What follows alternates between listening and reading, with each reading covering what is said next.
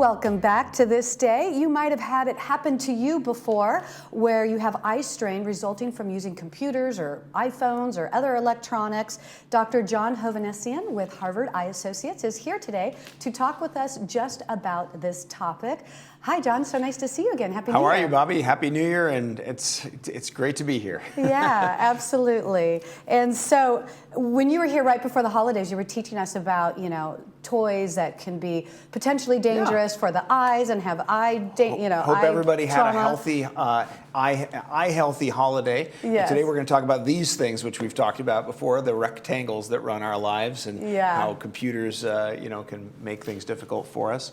Well, I was curious, did you buy only approved stuff for your kids? Of course. Everything in my house is ophthalmologist approved. Yes, right. So you followed your own advice. That's great. Yeah.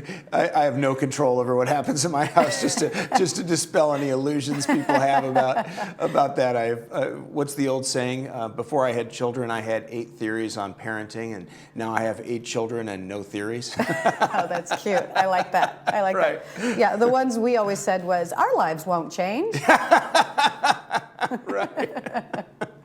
Famous last words. Yes. So today's topic, eye strain resulting from prolonged, computer use or other electronic use. What type of eye strain is this? Like, what are the symptoms? Yeah, so there's a term, computer vision syndrome, that gets thrown around, which is really not a medical term. But it sort of encompasses all the bad stuff that happens to us, all the symptoms that we get from prolonged use of screens. And typically we're talking about screens where we're doing a lot of reading, like computer screens. Nowadays, so much of it has shifted to these rectangles, the phones and tablets that we carry with us, which introduces a number of other ways to have problems. So I kind of think of the challenges that come from this that fall in 2 categories.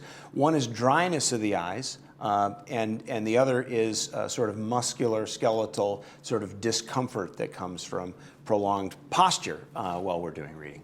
Right, yeah. So who knew that now, we already knew just being on computers and things too long, is not great for the brain or whatever, but now there's other health problems, like your body. That's right. That's right. And we know that probably the best thing we can do for our health is get outside and put the phone away and do things that even just walking or, gardening is actually fantastic exercise, because you're up and you're down and you're doing a variety of tasks. There's fine motor, there's a little bit of strength building. And whatever you do it, and try to do it outside if you can. And thank goodness we all pay so much to live here in Southern California. We can do it really year-round. We pretty much have access year-round, that's right. And so why is eye strain more significant when you are using a computer or a phone as opposed to like reading on paper? So let's talk about the dry eye aspect first. Okay. So dry eye is a term that's kind of confusing because it implies that your eyes just don't have enough water, and yet the symptom a lot of us feel when we're having dry eye is watering of our eyes. So we think our eyes can't be dry. Well, the truth is that dry eye really means just an imbalance in the tears that we produce. And in our normal state, we blink at a rate of 6 to 10 times per minute. And now you're going to be blinking consciously because I said it. So will our audience. But when we read or we're intensely concentrating on something, that blink rate goes way down. And so we blink a lot less. Well, the blinking across the eye is what's meant to distribute the tears smoothly and evenly, giving us a perfect optical surface to look through at the world. And so when that rate goes down, there's natural drying or imbalance, let's say, in the way tears layer on top of the eye.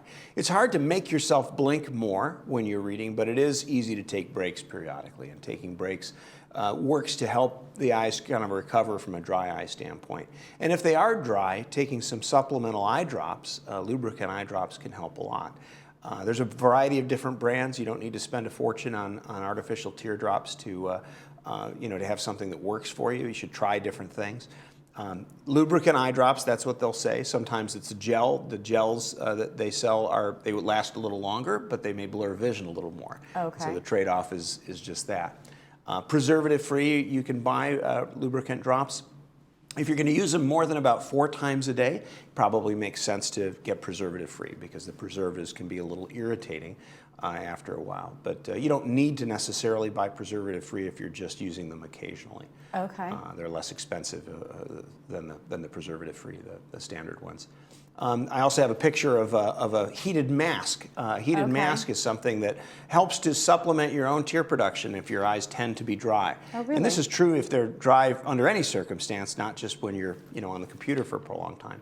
So yeah, heated masks, they don't need to be hot, just warm temperature, like baby bath warm, and they rest on the eyes and they stimulate the oil production in the eyelids that really helps the eyes to feel better. So a heated mask is a terrific thing. One, we don't like to recommend brands too much, but Bruder, B-R-U-D-E-R, is one that's online. You can buy for $10 or $15 on Amazon, and it's a real good one that's reliable, and we use those. So now, would you, if you're noticing you're having dry eye as you're working on your computer, say, would that be the indication to, hey, maybe go take a break and put the mask on? Or do you do masks like maybe every night when you go to bed, just as either way, find out what works for you. For a lot of people, putting the mask on before they start at the computer for 5 minutes is a good way to provide a good, robust ocular surface, lubrication, so that you'll have longer stamina reading on the computer. Because what most people will say is, hey, I start and I'm fine, but after about an hour or two, boy, my eyes bother me and I just can't see the screen well, and and my eyes feel tired. So that's kind of the dry eye part of things. The other side is sort of the muscular skeletal positioning of ourselves.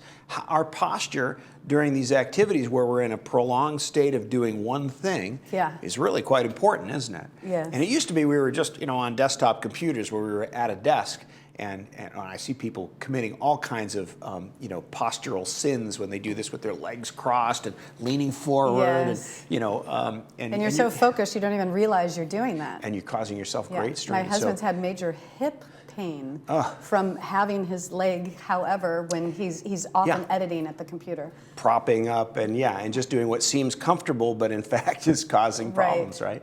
So, here's a graphic that kind of shows some and there's lots of good stuff on the internet about this. If you're sitting, that computer screen should be just a little bit below eye level. That one is actually a little lower than I would recommend putting it, because you don't want your head leaning forward. Your head weighs about 12 pounds, and if you're leaning forward to see, your neck muscles here are holding up 12 pounds, but they're really at a mechanical disadvantage. So they're lifting a lot more than 12 pounds for a long time as they're holding your head up. So you're going to have knots and strain. And so, the best first way is to have good posture. If you're standing, as you can see here, the arms are level, the elbows are at the side, the eyes are looking more or less straight ahead. The weight is right over we're not leaning in any direction. The weight is right over the feet, and that's a position that you can sustain for a period of time. But even then, with good posture, you need to take breaks, because your body's meant to move. It's meant to move. Right. And so what is the recommendation? Like every 2 hours, or? It's going to be different for everybody, but one good rule to follow is the 20-20-20 rule. This is one you've heard me say before for kids trying to prevent progressive nearsightedness. The 20-20 rule is every 20 minutes, take at least 20 seconds looking 20 feet away. All right, so looking 20 feet away is not so important, but during those 20 seconds, at least get up and move around and take a break. And for you, it may be more than 20 seconds. It may take a minute, minute and a half. That seems like a lot, and it is, but look, if it allows you to work that much longer, that much more efficiently, that much without thinking about how you feel, it's worth it, right? Yeah, so, absolutely. Simple things we do can often make a big difference. And this graphic here showed like at the computer, but it's even more important when you're on your phone, because what are you doing when you're on you're in a totally different... Almost by definition, we've got our head hanging forward, right? We're looking down at this thing, and that causes us to, to again put strain on the muscles in the back of the neck. Our arm that's holding up this little thing, if it's an iPad, it's different forces. There's almost too many variables to describe them all, but have good posture. If you have a stand, you can put a phone in if you're reading on it. You can do that, or do it where your arm is supported so you're not holding it up. Do it in a way that you can feel comfortable with it for a prolonged period of time. Just putting some thought process behind our posture is really the rule number one in preventing those muscular skeletal sort of Definitely makes sense. It's really funny, because as I was researching this a little bit yesterday, and I'm at my computer, and I'm like... There you are. I'm kind of like... Breaking all the rules. I'm like, wow, I'm not doing this posture thing at all, am I?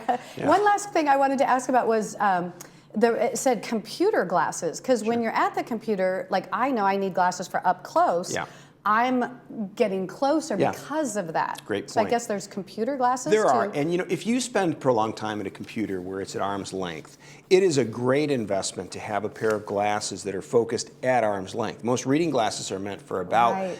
30 centimeters or even less, and then you're doing this in order to keep it in good focus, leaning in, which is terrible for your back.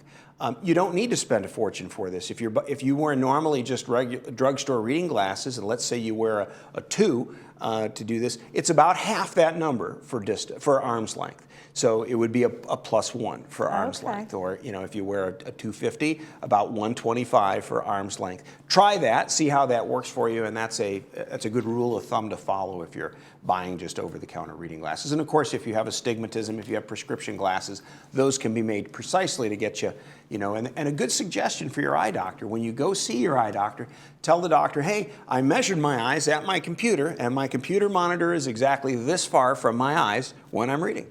And that will give the doctor kind of exactly what they need to know to give the right prescription for you.